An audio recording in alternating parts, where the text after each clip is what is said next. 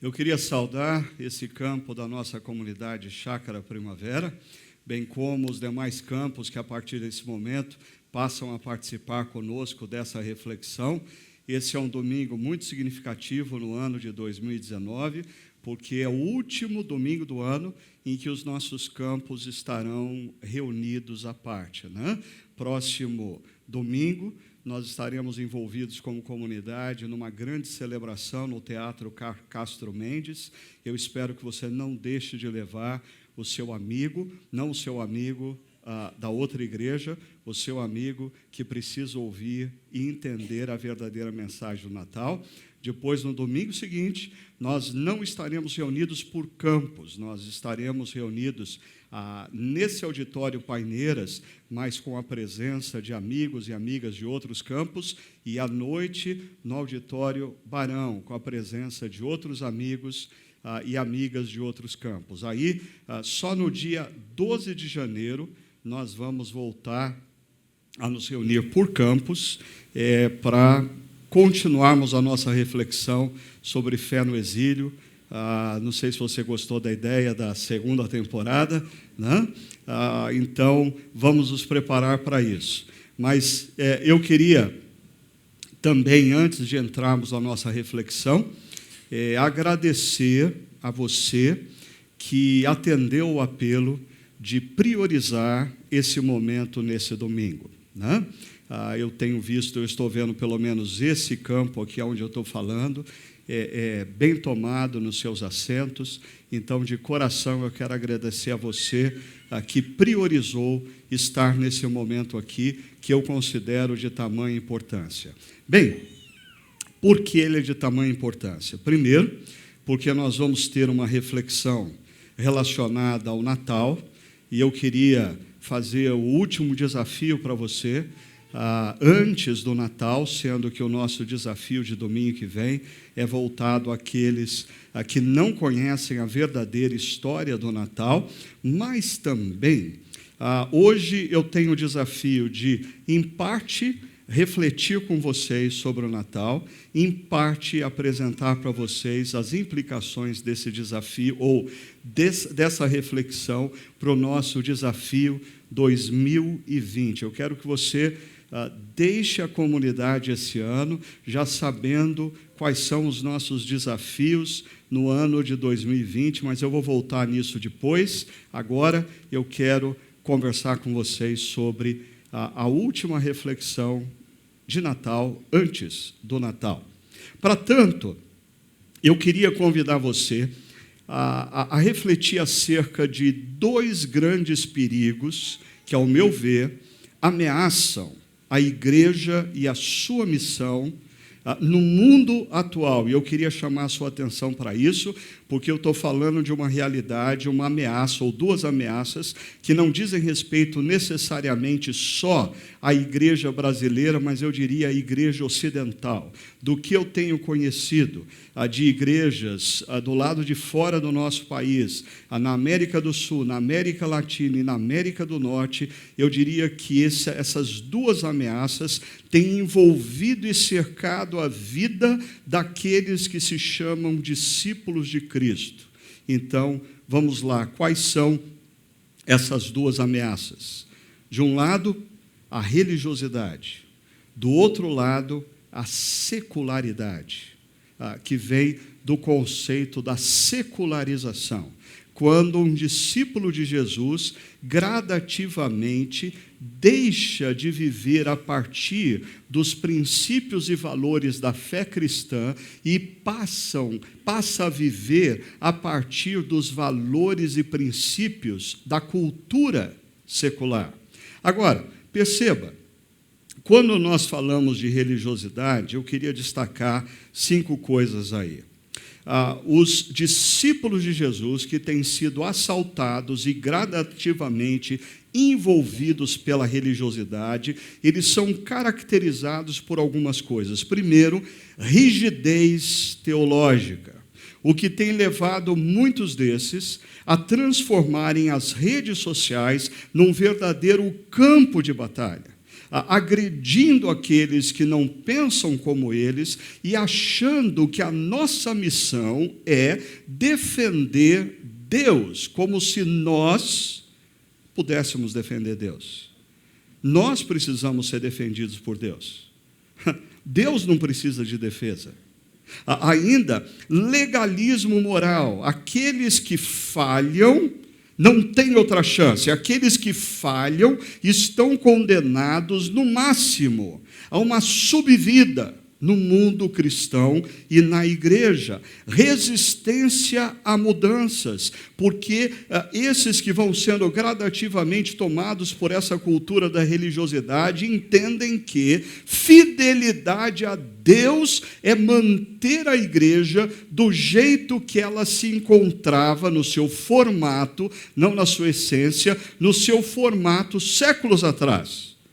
Quando fidelidade a Deus diz respeito a gente perceber o seu mover na história, perceber a sua agenda na história, perceber o chamado que Ele está fazendo a mim e a você e nos submetermos à agenda e ao chamado de Deus. Ainda uma outra marca é o preconceito. Preconceito àqueles que estão do lado de fora da igreja. Preconceito àqueles que não têm o estilo de vida esperado por essa igreja tomada pela religiosidade, preconceito pelos diferentes. Mas é interessante, igrejas que estão sendo envolvidas pela religiosidade, preste atenção, igrejas que estão sendo envolvidas pela religiosidade têm, de certa maneira, um tempo de sobrevida maior do que as igrejas envolvidas pela secularidade.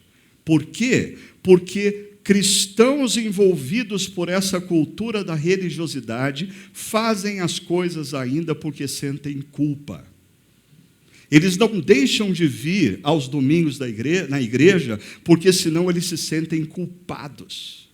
Eles ainda leem a Bíblia e oram todo dia porque senão eles têm medo de serem punidos. Eles não fazem determinadas coisas porque eles se sentem culpados de fato se fizerem.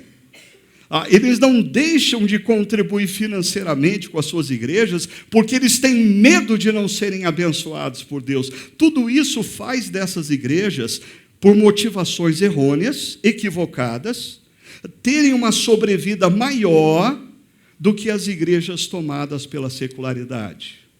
Mas o que caracteriza a igreja tomada pela secularidade?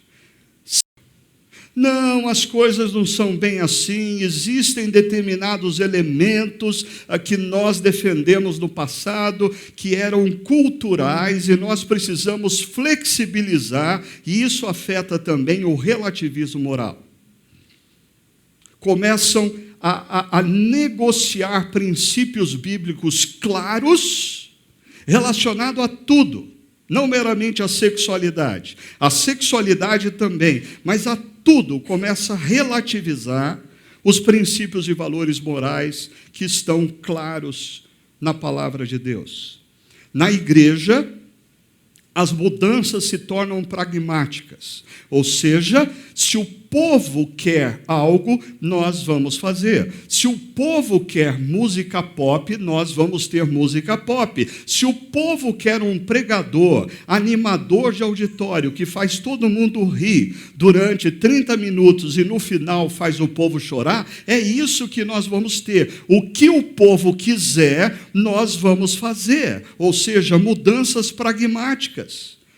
Inclusão acrítica. Se a igreja religiosa é cheia de preconceitos, a igreja secularizada abraça a pessoa e o pecado da pessoa. abraça a pessoa e legitima o estilo errôneo, equivocado de viver da pessoa. E, por fim, se a igreja tomada pela religiosidade é uma igreja que ainda tem uma sobrevida, por quê? As pessoas são movidas pela culpa, a igreja secularizada vai morrer, historicamente, antes da igreja tomada pela religiosidade, porque os seus membros são movidos pelo prazer. Eles só fazem o que eles estão com vontade. Eles decidem se vão ler a palavra ou orar, se estão com vontade. Eles decidem se vão obedecer ou não um princípio da palavra de Deus, se eles estão afim. Eles decidem se eles vão estar no próximo domingo numa comunidade cristã, se não tiver nada melhor para fazer. Se não tiver nenhuma festa, nenhum churrasco, nenhum jogo de futebol, nenhuma reunião de amigos, e se eu acordar com disposição, eu vou estar. Por isso, essa igreja, ela vai morrer mais cedo do que essa. Mas isso não significa que essa daqui, não morrendo como instituição, que ela vai conseguir trazer vida à sociedade. Essas duas igrejas se desconectaram do Evangelho.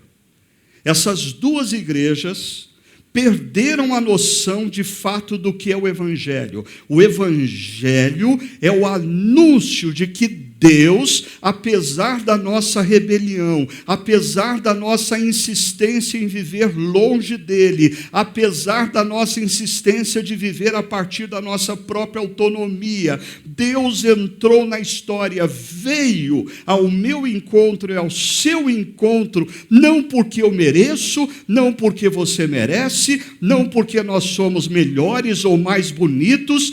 Deus entrou na história porque Ele nos ama graciosamente. É a graça de Deus que o move na minha e na sua direção. Nós estávamos condenados a vivermos na história longe de Deus, longe do amor de Deus, longe do cuidado de Deus. O que nós merecíamos por causa da rebelião dos nossos primeiros pais, éramos viver a eternidade na escuridão, longe do amor, da presença, da graça de Deus. Mas Deus entrou na história para buscar a mim e a você. E Ele fez isso não porque nós merecemos. Ele fez isso porque Ele é gracioso. A grande questão é se essa graça de Deus tem gerado em nós o impacto que a graça deveria gerar. Porque se essa graça não tem gerado em nós um impacto que gera transformação, na verdade, o que nós estamos convivendo com algo que não é a graça de Deus. É a sua religiosidade que não transforma, ou é o seu estilo de vida culturalmente religioso, mas baseado em princípios e valores da cultura secular que regem a sua vida, mas não é a graça de Deus. Deixa eu mostrar para vocês o que acontece em Mateus capítulo 2, verso 1 ao verso 12. Depois que Jesus nasceu em Belém da Judéia, e Amanda, se quiser tirar essa daqui, pode tirar, tá bom? Nos dias do rei Herodes, magos vindos do Oriente chegaram a Jerusalém e perguntaram: onde está o recém-nascido rei dos judeus? Vimos a sua estrela no Oriente e viemos adorá-lo. Quando o rei Herodes ouviu isso, ficou perturbado, e com ele toda Jerusalém. Deixa eu só parar um pouquinho a leitura aqui para explicar para você algumas coisas sobre esse rei Herodes e por que ele se perturba. Primeiro, para não existir confusão, historicamente, o rei Herodes aqui tratado é o rei da Judéia que foi instituído pelo Senado de Roma, ou seja, ele não tinha qualquer legitimidade para ser rei dos judeus, porque ele nem mesmo era judeu, mas o Senado romano, no ano 40 a.C., instituiu que ele seria o rei dos judeus, e depois de alguns conflitos e batalhas, no ano 37, Herodes se torna o rei da Judéia. Mas aqui vem um detalhe muito interessante. Ele é rei da Judéia de 37 a 4 antes de Cristo. E se você está prestando atenção no que eu estou falando, o texto está dizendo que Jesus nasceu quando Herodes era o rei, e Herodes morreu no ano 4 a.C. Bom, o problema aqui não é do evangelista Mateus, não é da sua fé, e essa não é culpa de Herodes. A culpa aqui é do monge Dionísio, que no século 6 depois de Cristo errou nos cálculos matemáticos dele, porque monge deveria fazer teologia, não calendário. E aí, quando a gente se mete a fazer o que a gente não tem competência para fazer, dá nisso. Errou o cálculo. E até hoje, desde 1582, quando o Papa Gregório XIII instituiu o calendário cristão em todo o mundo ocidental, nós passamos, então, a considerar o ano do nascimento de Jesus, o ano 4 anos deslocado do calendário do monge Dionísio. Mas, à parte essa curiosidade, entenda que o texto diz que Herodes ficou perturbado. Primeiro, porque Herodes é um rei ilegítimo. E chegam homens do Oriente distante, que o texto nunca disse que eram 3. Você já percebeu isso? Esse negócio, aos 3 reis magos, aonde está escrito isso? Você precisa começar a reler a Bíblia, porque a Bíblia não diz que eram 3. Nós talvez achamos que eram 3 porque são 3 presentes. Mas, desculpa, eles são representantes de um reino distante que estão trazendo presentes significativos. Eles poderiam ser 2, eles poderiam ser 5, eles poderiam ser 12. A Bíblia não diz que eles são 3. Mas o fato é que eles chegam e perguntam para Herodes aonde nasceu o rei dos judeus. E Herodes fica perturbado, porque Herodes é um sujeito que emocionalmente é frágil, e ele simplesmente extermina todo aquele que se levanta ameaçando a sua condição. Herodes, nessa ocasião, já matou a sua própria esposa, já matou 3 dos seus filhos, já matou a sua sogra. Em alguns casos, a gente não pode punir Herodes por isso. Cunhado, também não. Cunhado não entra na conta. O tio, ou seja, esse é Herodes. Então, quando ele escuta onde nasceu o rei dos judeus, ele fica profundamente perturbado. E olha só, tendo reunido todos, os chefes dos sacerdotes do povo e os mestres da lei, e, por favor, perceba o problema desses caras, que são aqueles que cuidam dos ritos religiosos, aqueles que têm o conhecimento da palavra, mas não percebem o mover de Deus. Perceba, quando uma igreja perde a noção do mover e da agenda de Deus na história, ela corre o risco de passar a servir Herodes. E Herodes pergunta a esses aonde nasceria o Cristo. o Messias. Eles responderam: em Belém da Judéia, pois assim escreveu o profeta: mas tu, Belém, da terra de Judá, de forma alguma és a menor entre as principais cidades de Judá, pois de ti virá o líder que, como pastor, conduzirá Israel, o meu povo. Aponta aqui para o fato de que o rei dos judeus legítimo viria da descendência do rei Davi, que nasceu também em Belém.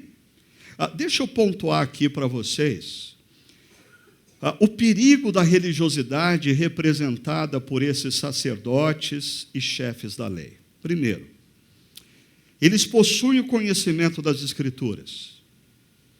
E desculpa, aqueles religiosos que insistem em dizer que o povo não está seguindo os princípios e valores de Deus porque não conhece as Escrituras, porque não tem escola bíblica dominical ou coisa parecida, é um grande equívoco isso. Ao longo da história, nós temos homens e mulheres que não faltam a eles o conhecimento da palavra, não faltam a eles o conhecimento dos princípios e valores. Eles simplesmente passaram a entender que o importante é ter a informação e não necessariamente aplicar a vida à informação. Eles mantêm com zelo os rituais religiosos, e isso também, nessa onda da religiosidade, começa uma pressão para que a igreja resgate determinados ritos litúrgicos, como se isso fosse mudar a história e o rumo da igreja, que está se perdendo, tanto na sua religiosidade como na sua secularidade. E mais, os sacerdotes e os chefes da lei são os guardiões da ortodoxia teológica. Se tem alguém nos tempos de Jesus que pode dizer o que é certo e errado teologicamente, são os sacerdotes e os mestres da lei. Eles são o que nós temos de mais importante e especializado quando o assunto é teologia nos tempos de Jesus. Mas perceba, apesar de tudo isso, eles não percebem o mover de Deus na história. E esse texto, ele é profético, e ele é acusador, porque magos que são movidos pelas estrelas, magos que têm sonhos e se submetem a sonhos, magos que são tidos como abomináveis da Torá, eles são capazes de perceber o que Deus está fazendo quando a igreja, liderada pelos sacerdotes e chefes da lei, vigias da alta teologia, defensores dos rituais litúrgicos, conhecedores de toda a Escritura, não conseguem perceber o que Deus está fazendo. Cuidado, igreja. Consequentemente, por não perceberem o mover da história, de Deus na história, eles acabam por se engajar no projeto de poder de Herodes, e não na missão de Deus. Percebe o problema? Você está percebendo aonde os líderes do judaísmo chegaram? Por não perceberem o mover de Deus na história, eles acabam servindo um projeto de poder de um homem que tinha histórico de abuso e violência, e esse mesmo homem, nos anos seguintes, por causa da informação que eles passaram, vai ser responsável pelo assassinato de milhares de crianças abaixo de 2 anos de idade. Sabe por quê milhares de crianças morreram?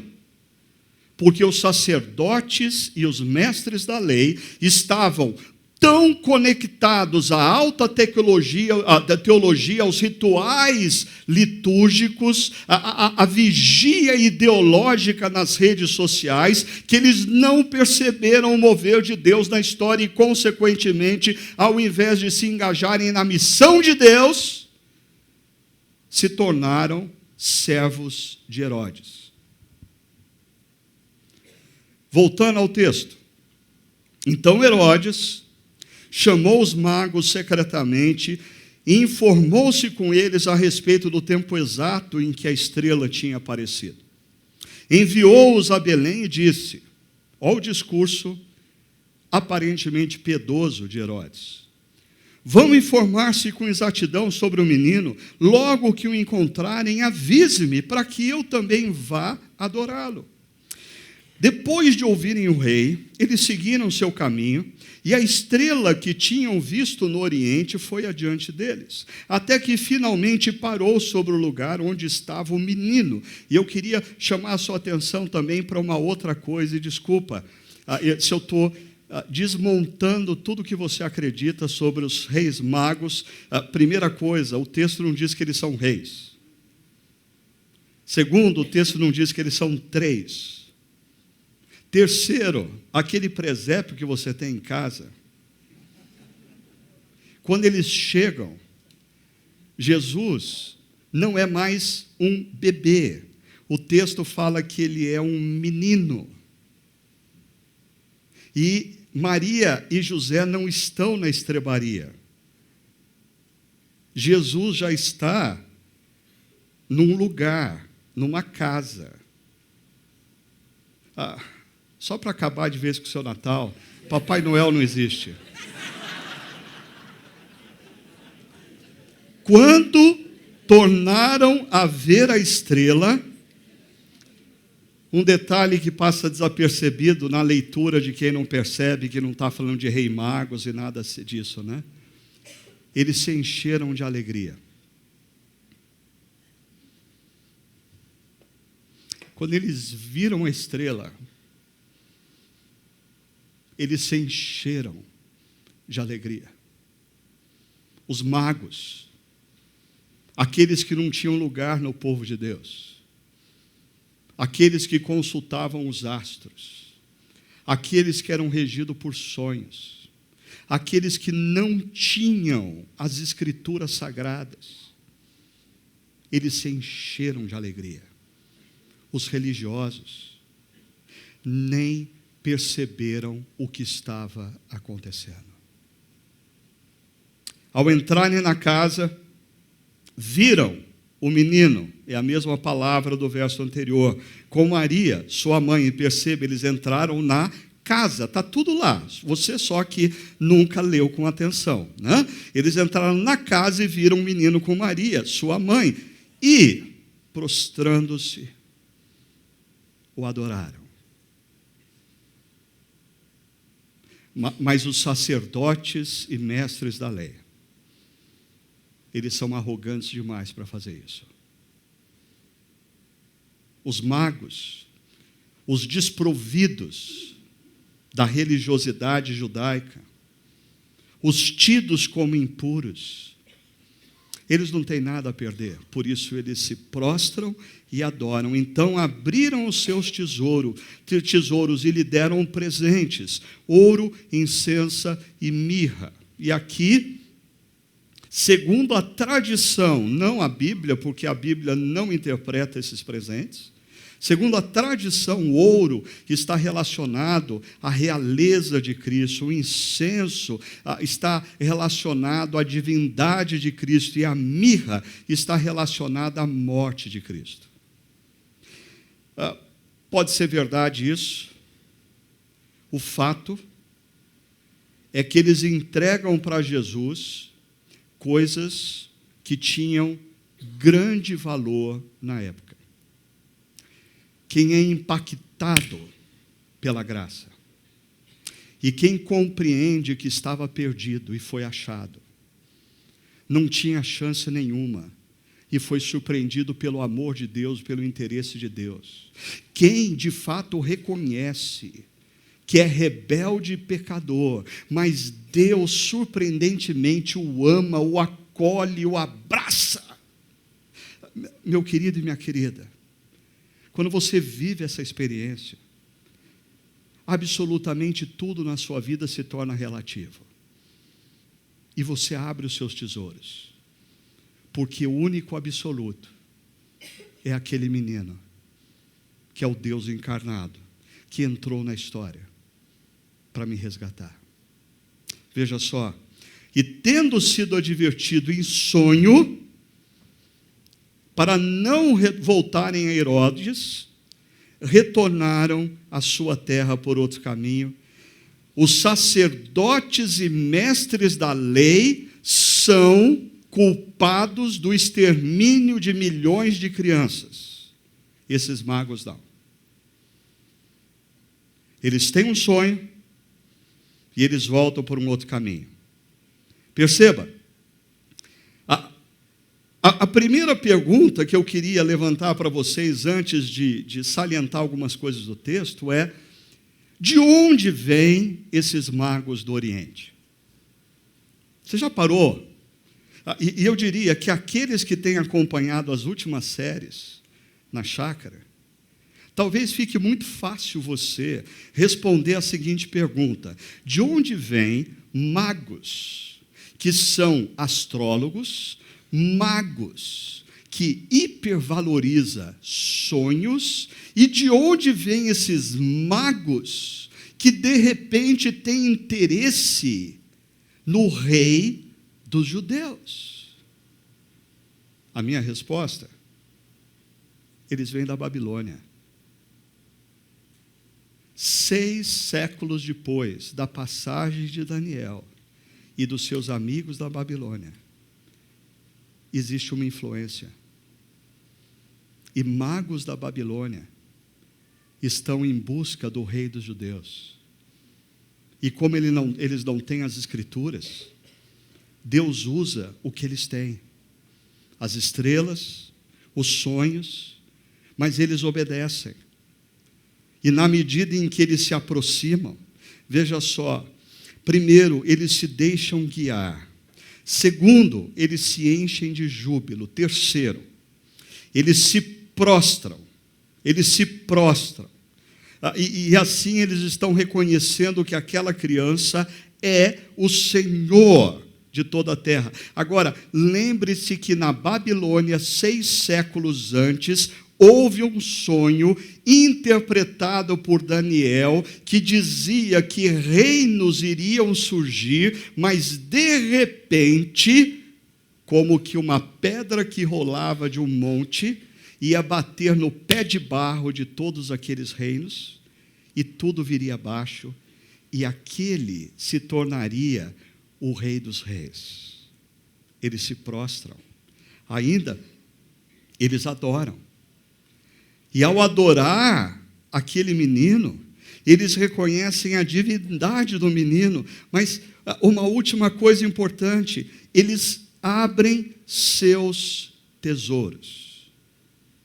E eu queria chamar a sua atenção aqui, porque me preocupa, e quando você lê um dos livros de N.T. Wright, que fala sobre, eu acho que o título em português não é Eu Creio Agora é do John Stott, é um outro livro que ele fala sobre o que acontece com a vida do discípulo. Me preocupa o fato de que nós estamos vivendo um contexto de graça, como diria Dietrich Bonhoeffer, barata.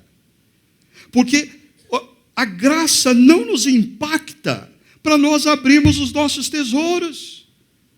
A graça não nos impacta para nós nos reunirmos todos os domingos para adorar aquele que nos redimiu. A graça não nos impacta para nós mudarmos o ponto de referência de quem determina o que eu faço ou deixo de fazer. A graça não me impacta a ponto de eu mudar o meu comportamento diante dos meus amigos e colegas.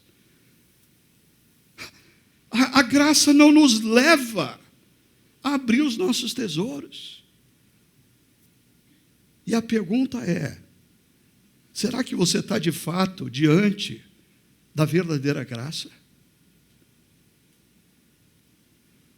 Ou você não está se deixando impactar pela graça? Os magos do Oriente, eles abrem seus tesouros.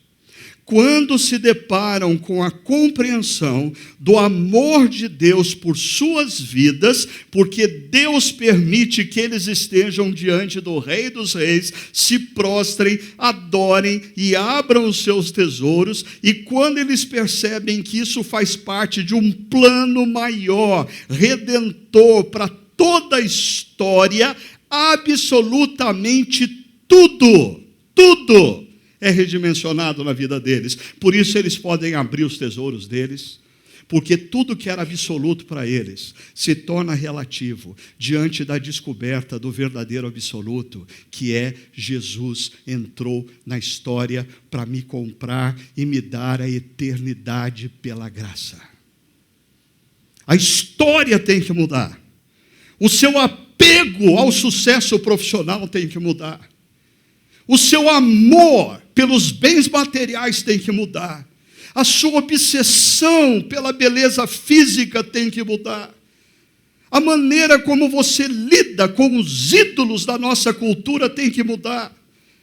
A maneira como você insiste em usar o sexo da maneira errada tem que mudar.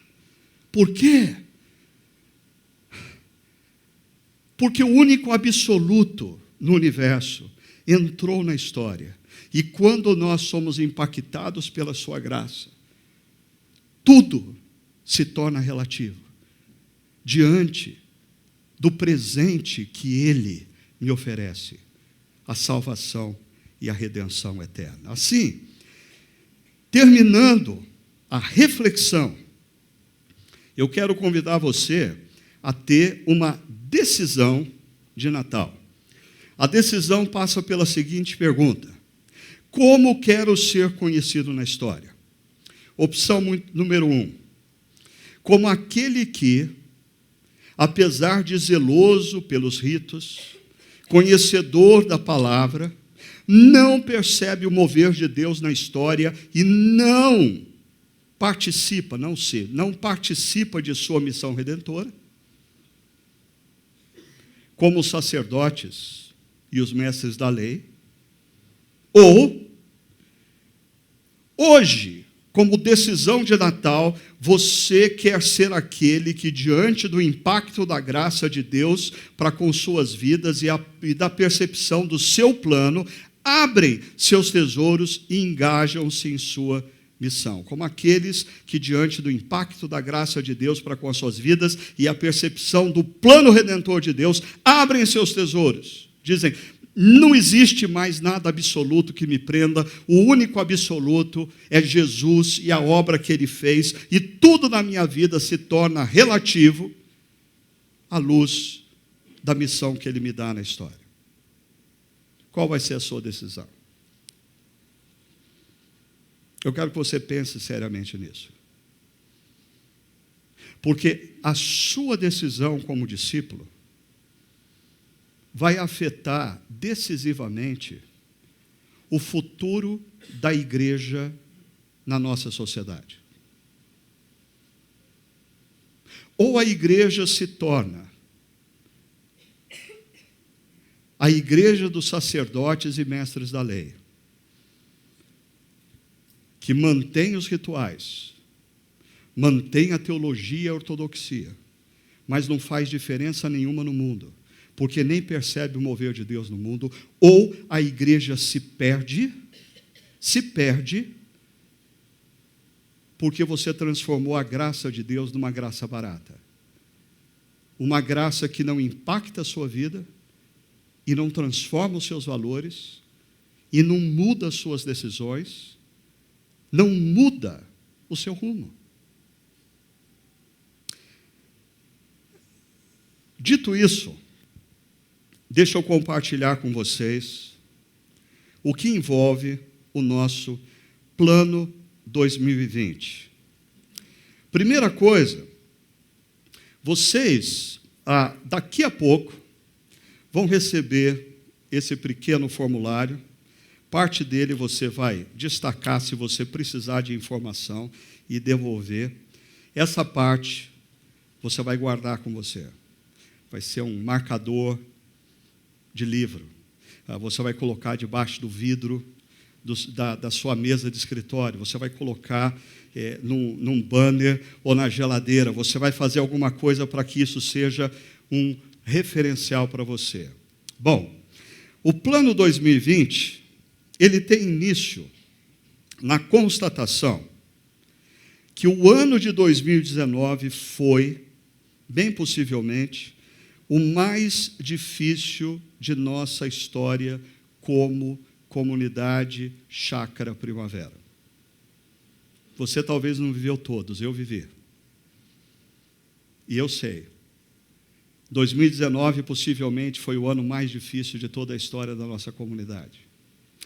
Esse ano começou com a gente perdendo um de nossos presbíteros num contexto altamente complexo e dolorido. Não era qualquer presbítero, era alguém que caminhava com a chácara desde o seu início, era alguém com quem eu tinha um relacionamento de 23 anos, e isso não teve como não impactar e não gerar desestabilização na vida, principalmente daqueles que estavam há mais tempo na nossa comunidade. A segunda razão por que foi um ano difícil, no meio desse processo, principalmente aqui o campo Iguatemi, nós perdemos um dos nossos jovens pastores num momento difícil e inesperado, num momento que a gente não esperava perder ninguém na equipe. Eu estava fora e, de repente, a gente teve que se reestruturar por completo. E a perda também desse jovem pastor, para alguns de vocês, e eu sei, pessoas que ficam tristes sempre quando um pastor sai, coisa assim, mas eu diria, absolutamente ninguém nesse campo sentiu mais a saída desse jovem pastor do que eu, que tem um relacionamento com ele há cerca de 15 anos. Há 15 anos, eu me relaciono com ele, crio oportunidades, invisto na vida dele. Terceiro, na medida em que a nossa igreja cresceu nesses últimos anos, tudo se tornou mais complexo. E perceba, não venha com simplismo aqui. Qualquer organização, qualquer empresa, qualquer igreja, na medida em que cresce, não tem como não se tornar mais complexa. No entanto, o nosso problema não foi na complexidade. Nós tivemos dificuldade em compreender e nos adequar a essa realidade. Nós somos uma igreja grande, na qual nós precisamos ter, claro, princípios e processos. Quando nós nos tornamos uma igreja grande e continuamos a lidar com princípios e processos à la carte, achando que éramos ainda uma igreja pequena, nós, pastores e presbíteros, nos perdemos. É verdade. Mas agora cabe a nós, junto com vocês, a gente se reencontrar. E quarta razão por que esse ano foi especialmente difícil. Nós, brasileiros, estamos vivendo uma crise econômica sem precedentes na nossa história.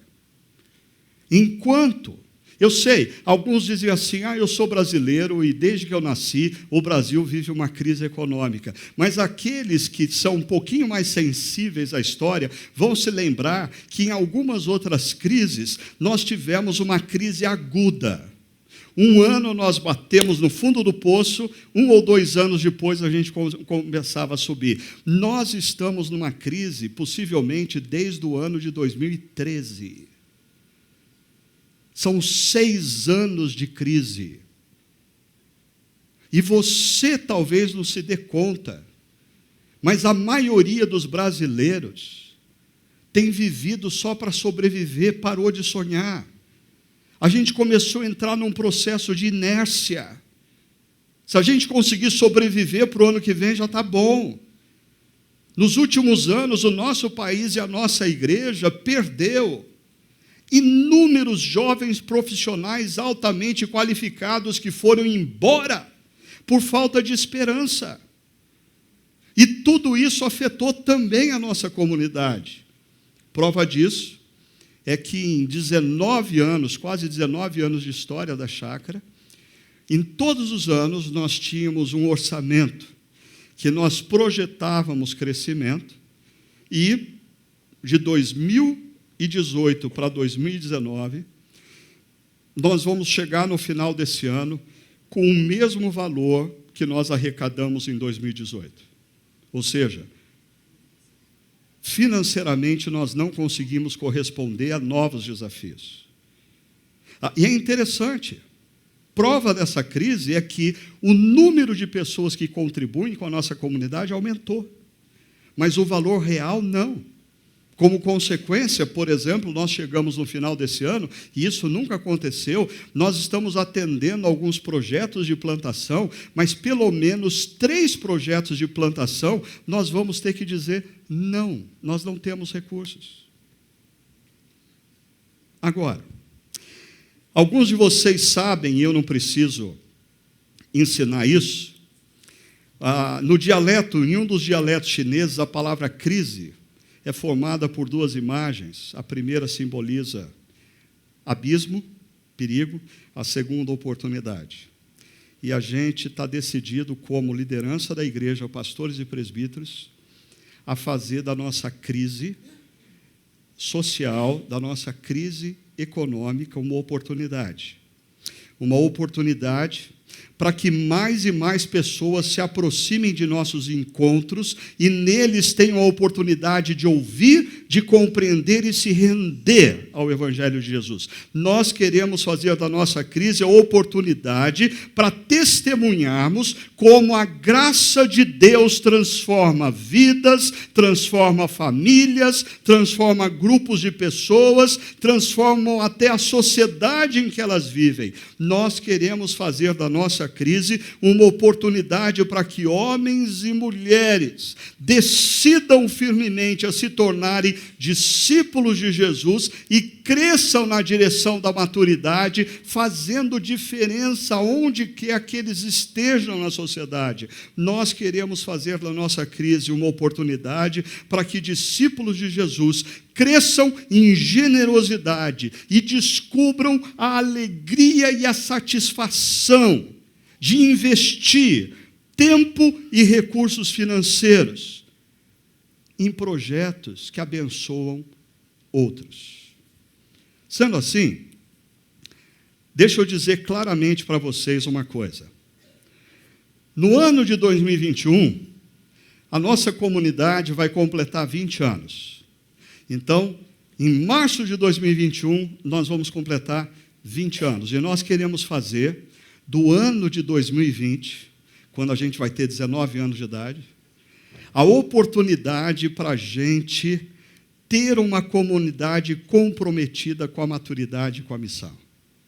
A razão desse plano é isso que vocês estão vendo, por uma comunidade comprometida com a maturidade e missão. Nós queremos incentivar homens e mulheres, jovens e adolescentes, a se moverem na direção da maturidade em Cristo. Nós queremos que você deixe de ser um consumidor da igreja e você passe a ser um discípulo comprometido em crescer na direção da maturidade e no comprometimento na missão.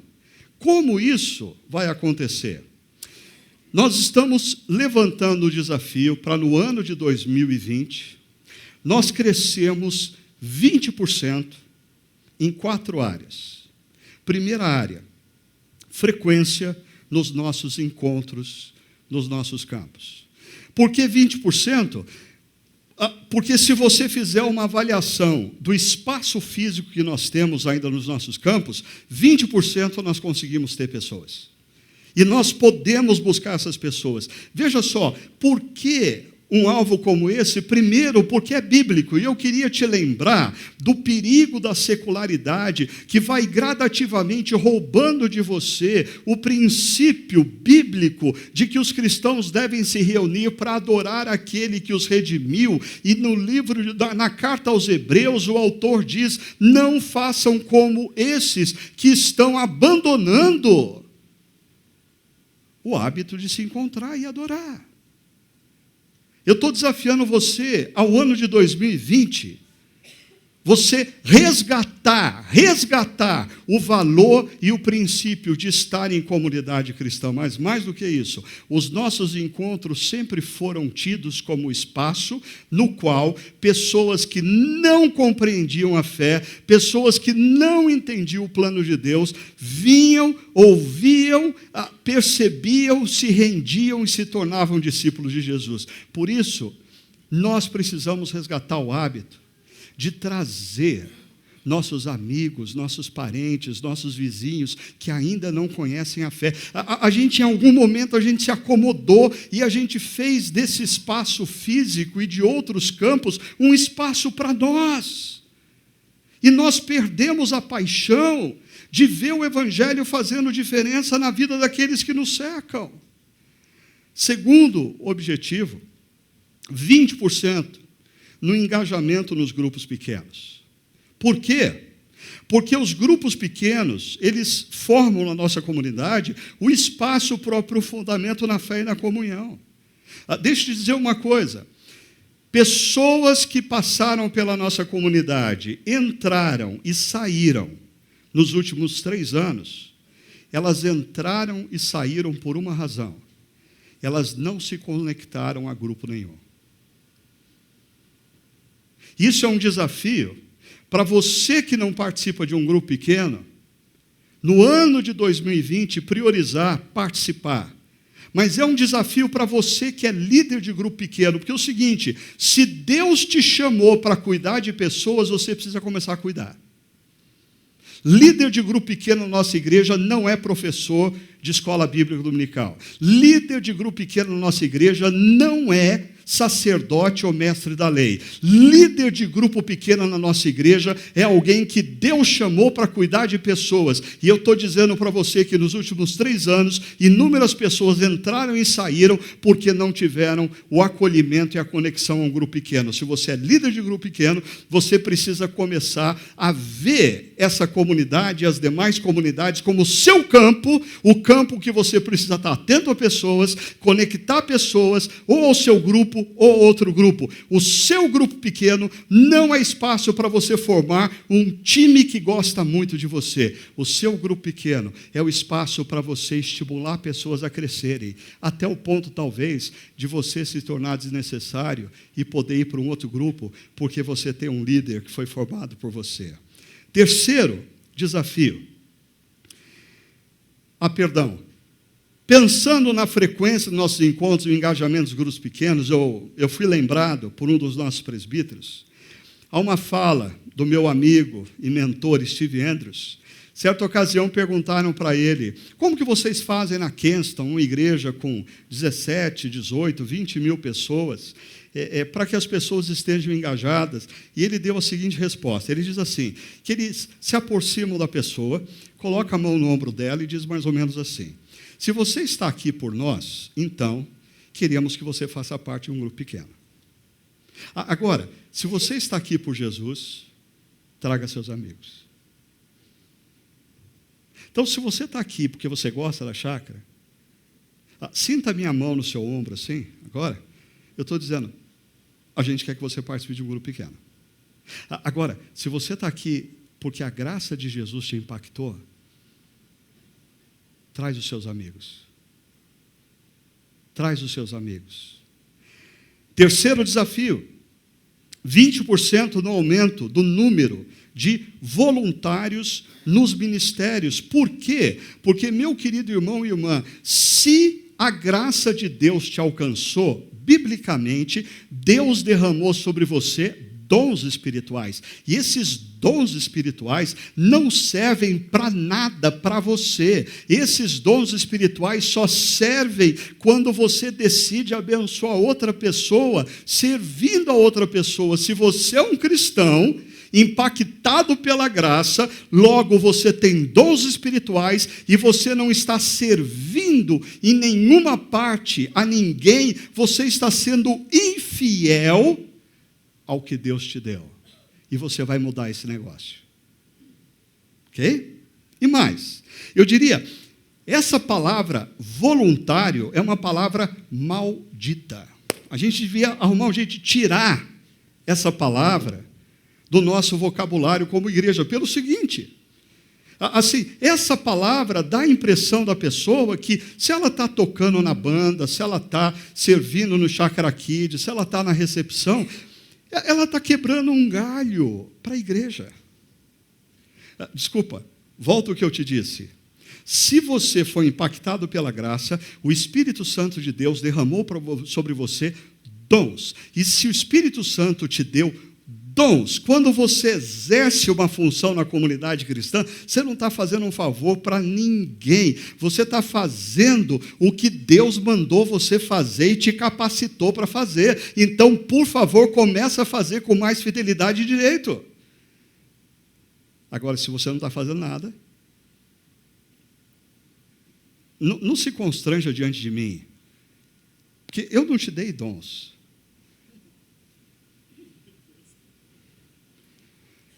Último desafio, suporte financeiro, dízimos e ofertas. E nós queremos ver a nossa contribuição financeira crescendo em 20%, porque Deus está se movendo na história. Jovens estão sendo levantados por Deus para plantar novas igrejas. Homens e mulheres vão ser alcançados por essas igrejas. Projetos sociais estão fazendo o que a gente não tem condição de fazer. Pessoas estão trabalhando, minimizando a dor de pessoas que não tiveram os mesmos privilégios que nós. E eu não me sinto no direito de dizer não para esses projetos. Mas para você entender o quão comprometido a nossa liderança está com esses objetivos, na última segunda-feira nós tivemos uma reunião do conselho, pastores e presbíteros, e nós decidimos naquela reunião que nós, pastores e presbíteros, nós vamos acrescer 20% no valor dos nossos dízimos e ofertas. Nós vamos fazer isso, porque nós estamos comprometidos com essa visão.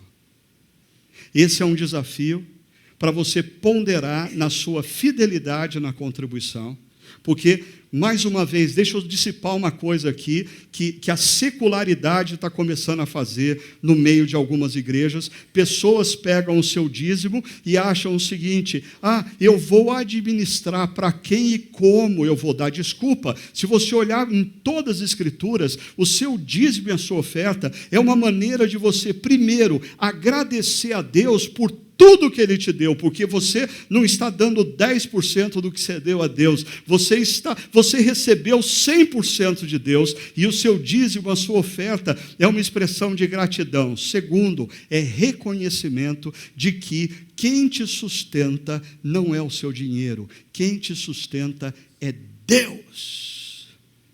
E terceiro, é exercício de confiança, porque é interessante. No Antigo Testamento, o dízimo, numa cultura agrária, era em produtos agrícolas. Só que interessante, eram os primeiros produtos. Ninguém primeiro fazia a colheita e, se depois sobrou, dava alguma coisa para o templo.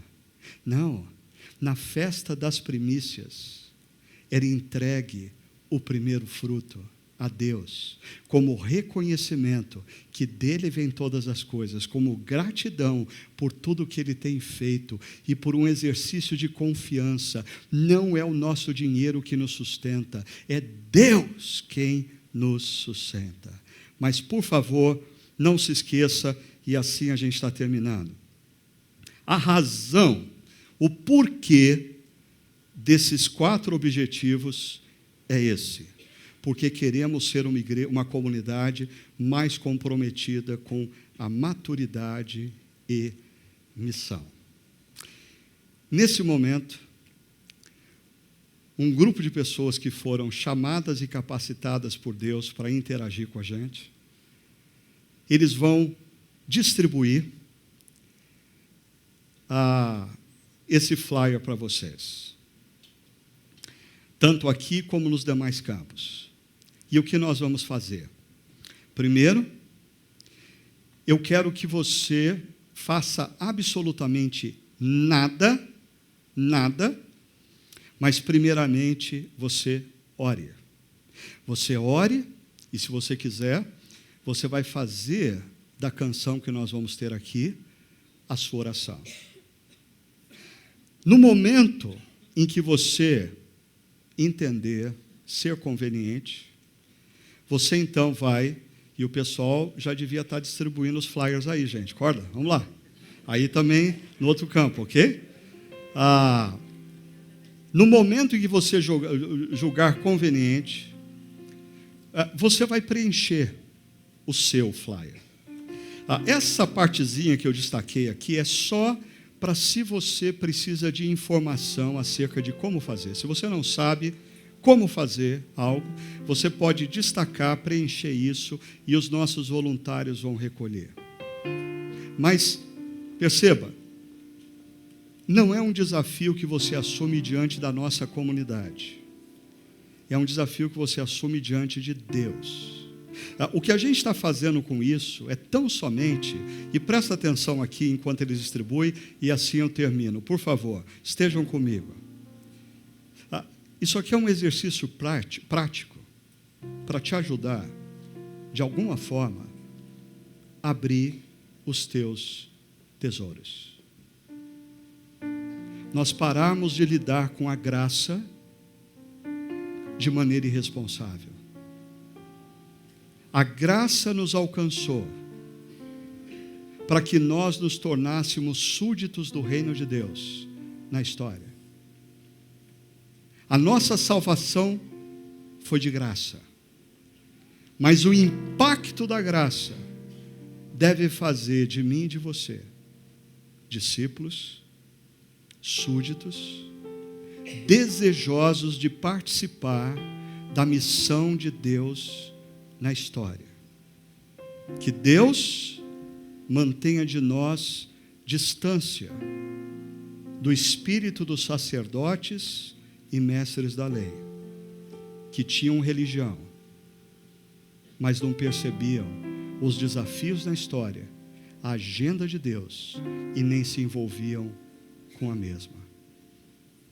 A partir desse momento, eu peço para o pastor Juliano, lá no campus Barão, assumir a liderança, e eu quero convidar vocês a esse momento de oração, de consagração, enquanto ouvimos essa última canção.